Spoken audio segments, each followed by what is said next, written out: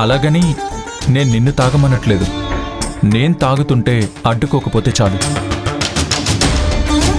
Of course నీ వల్లనే చాలా తగ్గించాను. పూర్తిగా ఎప్పుడు మానేస్తారు?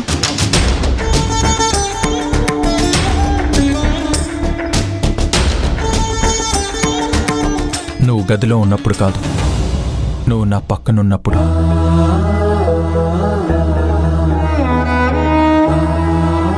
అంటే ఆలోచించు.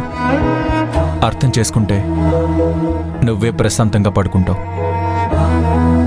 ఆలోచిస్తూ నిద్రని పాడు చేసుకోవద్దు. Good night, sweet dream.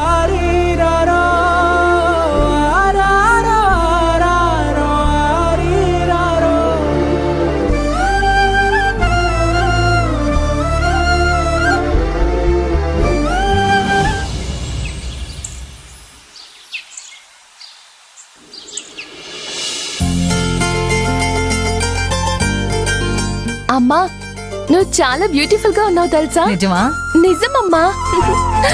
Thank you. అమ్మ ఇంత అందంగా ఉంది కాబట్టే మనం ఏ మాత్రమైనా ఉన్నాం. మరే లేకపోతే నాలాంటి ఇంటికి అల్లుడు అయ్యేవాడా? జోకులు వేయకండి బావా. చాలా సార్లు మా అక్కని పట్టుకొని మీ ఆయన ఏడి అని అడిగారు. ఏ అప్పుడు నేను లేనా? మీరు నా వెంట ఉన్నప్పుడే.